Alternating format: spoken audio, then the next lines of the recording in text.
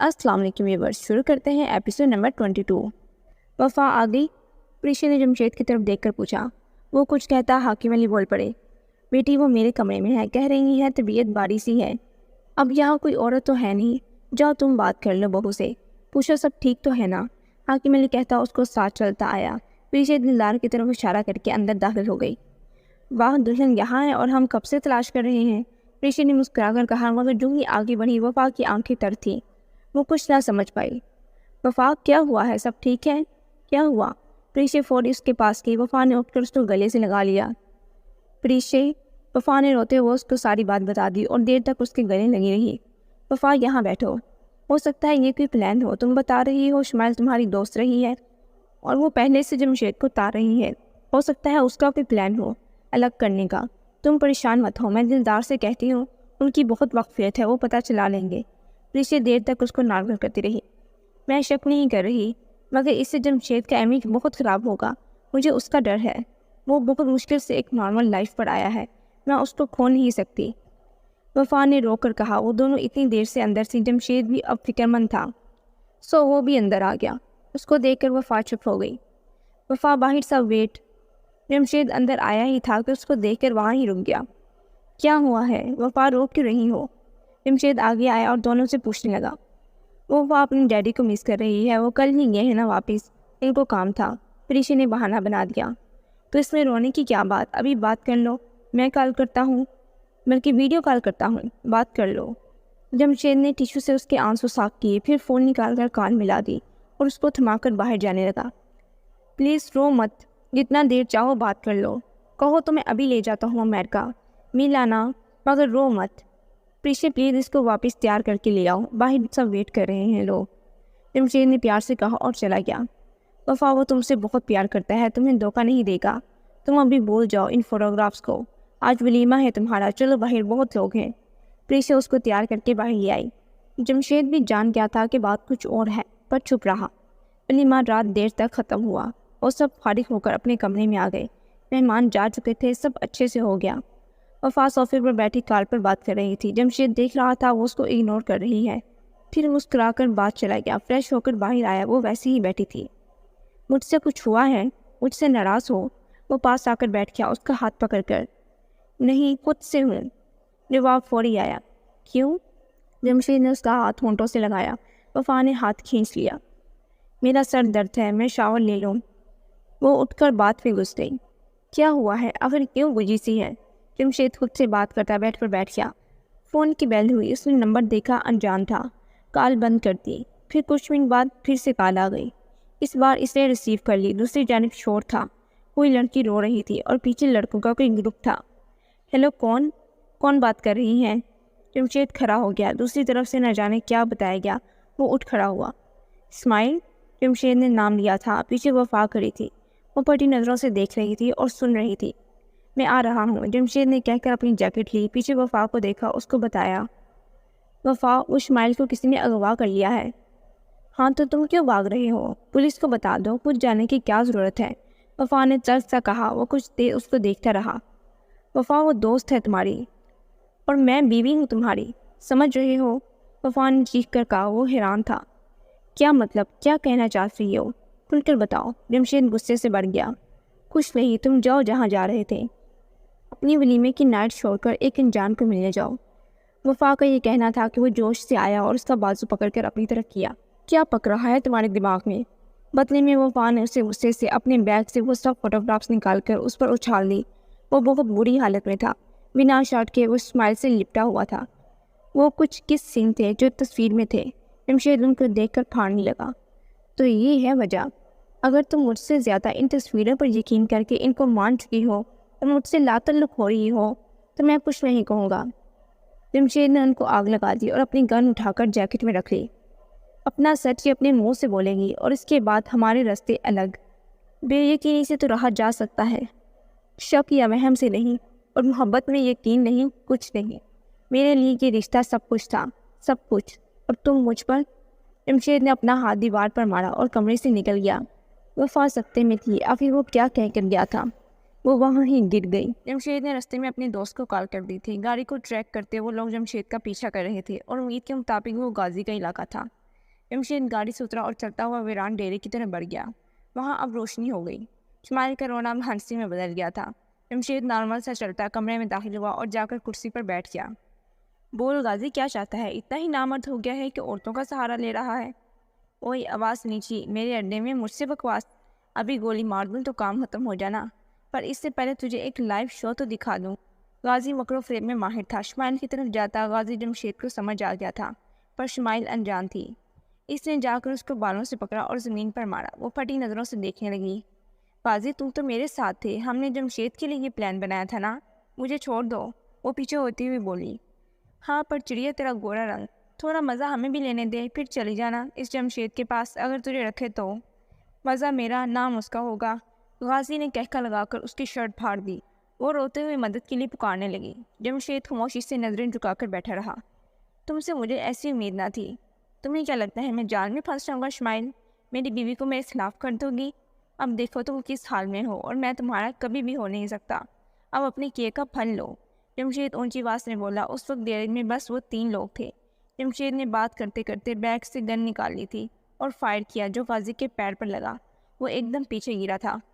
بہت بڑے ڈان بنے پھرتے ہو، تیری سب سے بڑی غلطی مجھے کمزور سمجھنا تھا۔ فائر کی آواز پر پولیس نے پہلے ہی اڈے کو چاروں طرف سے گھیر لیا تھا۔ وہ بھاگ کر آ گئی۔ ایس ایچ او جمشید کا دوست تھا۔ موقع پر غازی کو ثبوت سمیت پکڑ لیا گیا تھا۔ اس کے اڈے سے شراب اور بہت سی چیزیں برآمد ہوئی تھیں۔ شمائل اسی حالت میں سن پڑی تھی، تب تک دلدار میڈیا کو لے کر آ گیا تھا۔ شمائل کی کرتوت اور غازی کی خبر لائیو چلی تھی۔ پولیس دونوں کو پکڑ کر لے گئی۔ دلدار جمشید کو لے کر حویلی کو نکلا۔ ہیلو وفا، ٹی وی آن کرو جلدی، پریشا نے ہڑبڑی سے کہا تو وفا نے فٹافٹ سے ٹی وی آن کیا۔ نیوز چینل پر ایک ہی خبر گھوم رہی تھی۔ ڈاکٹر شمائل اپنے کوکین کے کام اور شرابی دوست کے ساتھ اڈے سے پکڑی گئی۔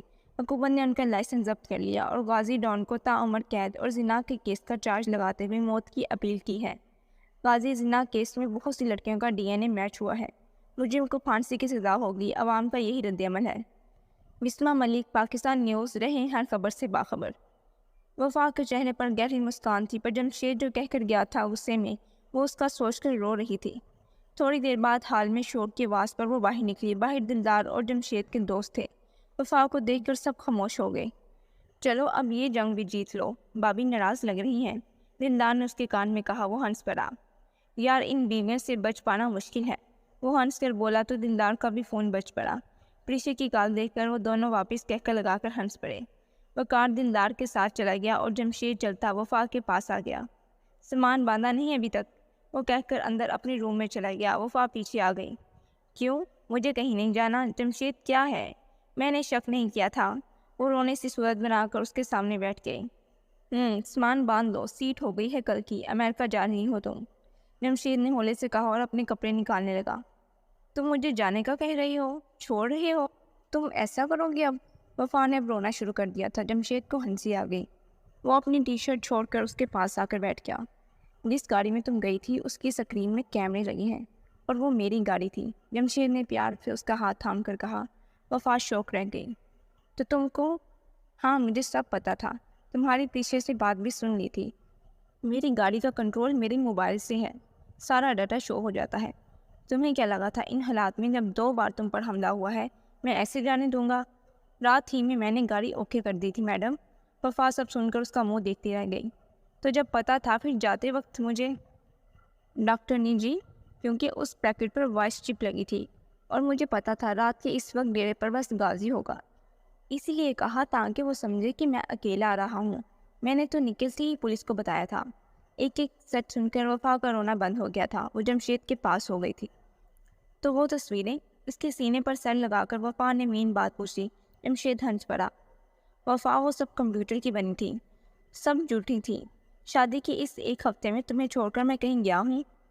نہیں، اس لیے مجھے یقین نہیں تھا۔ جمشید، آئی سویئر، مجھے پتا تھا فراڈ ہے۔ وہ اس کا کالر پکڑ کر بولی تو جمشید کو اس پر پیار آ گیا۔ مجھے پتا ہے، اور میں تم سے تمہارے لیے تمہارے ساتھ زندہ ہوں، چھوڑنے کا سوال ہی نہیں آتا۔ تم اپنے ڈیڈی کو مس کر رہی ہو نا، اس لیے جا رہے ہیں۔ جمشید نے پیار سے اس کے بال چوم کر کہا۔ ہم جا رہے ہیں؟ ہم دونوں؟ وہ خوشی سے اسے دیکھتے ہوئے بولی۔ بدلے میں جمشید ہنس پڑا اور وفا نے اس کو ٹائٹ ہگ کر لیا۔ پریشا کی طبیعت صبح سے بوجھل تھی، کچھ بھی کھاتی الٹی سی محسوس ہوتی۔ مارے ڈر کے اس نے دلدار کو بھی نہیں بتایا۔ مائی سرکار کو جب پتہ چلا وہ ہنستی اس کے کمرے میں آ گئی۔ وہ بستر پر ڈھال پڑی تھی۔ کیا ہوا ہے میری پری کو؟ کچھ بوجھل سا ہے، کھانا دیکھ کر دل خراب ہوتا ہے۔ اب تو چائے کو بھی دل نہیں کرتا مائی، پتہ نہیں میرا معدہ کیوں خراب ہو گیا ہے آج۔ وہ سب بتا کر اپنا چہرہ صاف کرنے لگی۔ پھر باتھ روم میں بھاگ۔ مائی سرکار نے ملازموں کو آواز دی، وہ آئی تو اس کو کچھ کہہ کر واپس بھیج دیا۔ پریشے واپس آ کر ان کے پاس بیٹھ گئی۔ تھوڑی دیر بعد ملازمہ ایک پلیٹ چاٹ اور اچار لے کر آ گئی۔ پریشے نے فوری اس سے پکڑا اور کھانے لگ گئی۔ اف، میرا دل بھی کچھ ایسا ہی کھانے کو تھا۔ مائی سرکار آپ کو کیسے پتہ چلا؟ پریشے نے دیکھتے دیکھتے پلیٹ خالی کر دی اور اب اچار کھانے لگی۔ کیونکہ بچوں کو جب بھوک لگتی ہے تو ماں کو ویسا کھانا پڑتا ہے جو ان کو پسند ہو، مائی سرکار نے اشارے میں کہا۔ اچھا تو ماں کو؟ پریشے نے نظریں اٹھا کر مائی سرکار کو دیکھا، وہ ہنس رہی تھی۔ پریشے نے ایک ہاتھ اپنے پیٹ پر رکھا، پھر بھاگ کر مائی سرکار کے گلے لگ گئی۔ کیا میں؟ وہ آدھا سا بولی۔ ہاں میری پری، میرے آنگن میں میری نسل کی تیسری نسل ہوگی۔ میں اتنا خوش ہوں کہ بتا نہیں سکتی۔ پریشے آپ ماں بننے والی ہیں بیٹا۔ مائی سرکار نے ماتھا چوم کر کہا۔ وہ شرماتے واپس ان کے گلے لگ گئی۔ دلدار کو بتایا؟ نہیں، مجھے خود ابھی پتہ چلا۔ وہ رات دیر سے آئے، پھر صبح نکل گئے، ابھی آنے والے ہیں، مگر میں کیسے بتاؤں؟ پریشے نے چہرہ چھپا کر کہا۔ پہلا بچہ بہت خاص ہوتا ہے، نسل شروع ہوتی ہے۔ دلدار جتنا خوش ہوگا تم سوچ نہیں سکتی، پر بتانا تم خود بیٹا، یہ خوشیاں میاں بیوی کی آپسی ہوتی ہیں، مائی سرکار نے پیار سے کہا اور صدقہ کا بکرا لینے کو کہہ کر کمرے سے آ گئی اور جاتے ملازموں کو ایک پلیٹ اور چاٹ کا بول گئی۔ پریشے کا چہرہ تر و تازہ تھا، وہ شیشے میں خود کو دیکھ رہی تھی مگر نظریں پیٹ پر تھیں۔ کچھ ہی دیر بعد دلدار نے کمرے میں قدم رکھا، وہ فوری پلٹی اور جا کر اس کو ہگ کر لیا۔ کیا ہوا، آج میری جان بڑے موڈ میں ہے؟ دلدار نے بالوں پر بوسہ لیتے کہا۔ دل، جو بات ہے نا وہ اتنی پیاری ہے، آپ خوشی سے ڈانس کریں گے؟ پریشے نے اس کا چہرہ تھام کر کہا۔ وہ تجسس میں تھا، آخر کیا؟ ہاں بتا دو، ایسی کیا بات ہے؟ دلدار نے بیگ نیچے رکھا۔ پہلے فریش ہو جائیں، کھا پی لیں، پھر۔ پریشے اس کو پکڑ کر بات تک لے گئی۔ پڑی پلیز جانے من جائے نا، میں ویٹ کر رہی ہوں۔ پریشے کا لب و لہجہ اس کو حیران کر رہا تھا، وہ بہت خوش تھی، خوشی چہرے پر صاف نظر آ رہی تھی۔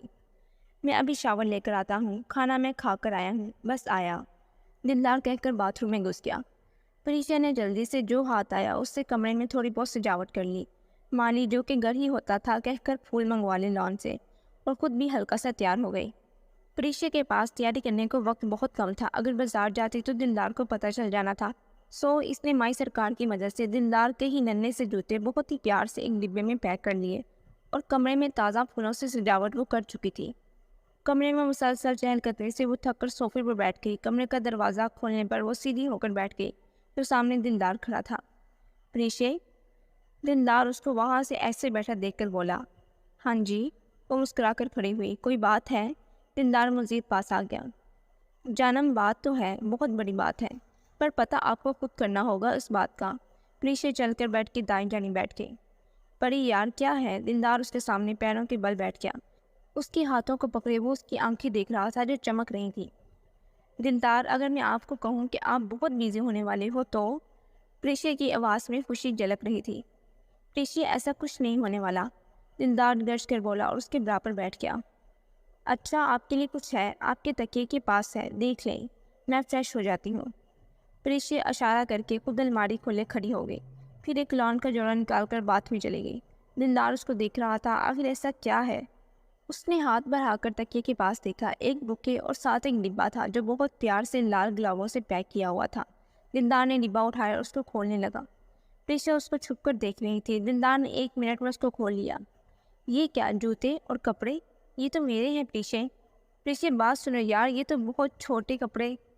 دلدار اس کو آوازیں دے رہا تھا، یکدم اس کے چہرے پر نہ ختم ہونے والی مسکان چھا گئی۔ پریشے باہر آؤ۔ پریشے کیا یہ؟ دلدار باتھ روم کے پاس کھڑا اس کو آوازیں دے رہا تھا، وہ اندر سے فوری باہر آ گئی۔ وہ ایک بھی تاثر مس نہیں کرنا چاہتی تھی۔ دلدار، پریشے نے لال چہرے سے اس کو پکارا۔ وہ لپک کر اس کی جانب بڑھا اور اس کو اٹھا لیا۔ پریشے کیا میں؟ دلدار کی لفظ ختم ہو گئی۔ ہاں، آپ بابا بننے والے ہیں دلدار، اور میں ماما، ہمارا بیبی یہ پہنے گا، پریشے نے ہنس کر کہا۔ دلدار نے اس کو باہوں میں بڑھ لیا۔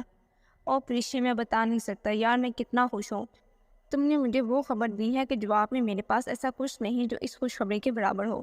دلدار اس کو دیوانہ وار چون رہا تھا۔ وہ اس کی شدید محبت میں بس رو دی۔ اس بار دلدار کی آنکھیں بھی نم تھی۔ دل نیچے اتارے، اب میں اکیلی نہیں ہوں، ہمارا بیبی بھی ہے۔ دلدار نے اس کو اٹھایا ہوا تھا۔ جب پریشا نے روتے میں ہنس کر کہا تو اس نے فوری نیچے کر دیا۔ ہاں سوری، کیا کرنا ہوتا ہے؟ ہم ڈاکٹر پاس چلتے ہیں۔ نہیں، تم بتاؤ، تم نے کچھ کھایا؟ دلدار اس کو پکڑے کھڑا تھا۔ دلدار سانس لے تھوڑی۔ پریشا نے اس کو پکڑ کر اپنے پاس بٹھا لیا۔ پلیز میرے پاس رہو، آپ کہیں مت جانا۔ سب سے اہم یہ پل ہیں جب میرے پاس ہو۔ رشی کی بات پر اس نے دروازہ لاک کیا اور کمبل لیے اس کو گلے سے لگا لیا۔ دیر تک وہ باتیں کرتے رہے۔ جی تو ویورز، آج کے ایپیسوڈ میں مجھے لائک اور کمنٹ لازمی چاہیے۔ ملتے ہیں نیکسٹ ایپیسوڈ میں، تب تک کے لیے خدا حافظ۔